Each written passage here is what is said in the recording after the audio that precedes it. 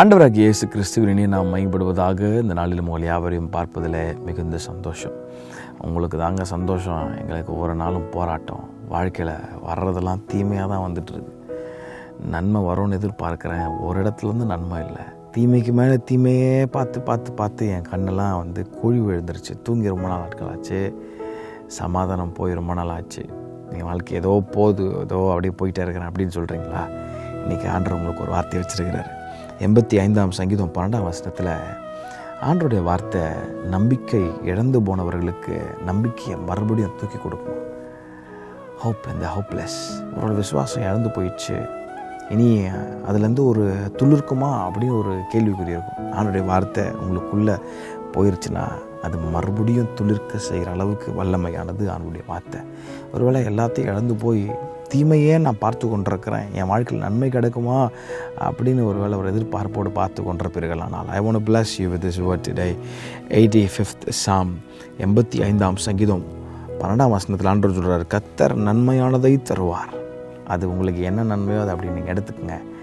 ஆமாம், ரொம்ப நாளாக வெயிட் பண்ணிகிட்டு இருப்பீங்களே ஒரு காரியத்துக்கு, ரொம்ப மாதமாக ரொம்ப வருஷமாக வெயிட் பண்ணிகிட்டு இருக்கிறீங்களே, கர்த்தர் நன்மையானதை தருவார் அப்படின்னு நான் உங்களை ஆஸ்வதிக்கிறேன். எந்தெந்த காரியத்தில் அந்த நன்மை வேணும்னு சொல்லி ஆண்டவரே இந்த வசனத்தை நான் விசுவாசித்து நான் ஆமேன்னு சொல்கிறேன், அறிக்கையிடுறேன், நீங்கள் சொல்லி கொண்டிருக்கும் போதே உங்கள் வாழ்க்கையில் அற்புதம் நடக்கும்னு விசுவாசிக்கிறேன். கர்த்தர் இந்த வார்த்தையை சொல்லி உங்களுடைய விழுந்து போன உங்கள் வாழ்க்கையை மறுபடியும் அவர் எடுத்துக்கட்ட அவர் போதுமானவராக இருக்கிறார். கர்த்தர் உங்களுக்கு நன்மையானதை தருவார். நீங்கள் வேலைக்கு போகும்போது எங்கே போனாலும் அந்த வாயில் அப்படியே முணுமுணுத்துட்டே இருங்க அந்த வார்த்தையை. ஆமாம், வேலை செய்யும் போதெல்லாம் என்னடா அந்த மனுஷன் ஏதோ முணுமுணுத்துட்டே இருக்கிறானா அப்படின்னா அவங்களுக்கு மேபி தெரியாமல் இருக்கலாம், உங்களுக்கு தெரியட்டும். அது கர்த்தர் நன்மையானதை தருவார், நன்மையானதை தருவார், கர்த்தர் நன்மையானதை தருவார் அப்படின்னு டிக்ளேர் பண்ணிகிட்டே இருங்க. ஒருவேளை உங்கள் வாழ்க்கையில் காரியம்லாம் நடக்காது போல் இருக்கலாம்.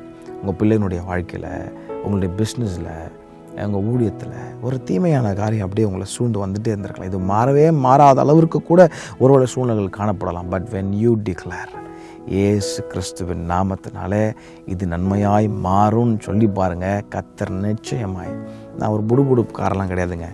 நான் கையில் வைத்திருக்கிறது வேத புஸ்தகம், சத்தியம் நிறைந்த வேத வார்த்தை. என் வார்த்தை இல்லை, இது ஆவியானுடைய வார்த்தை.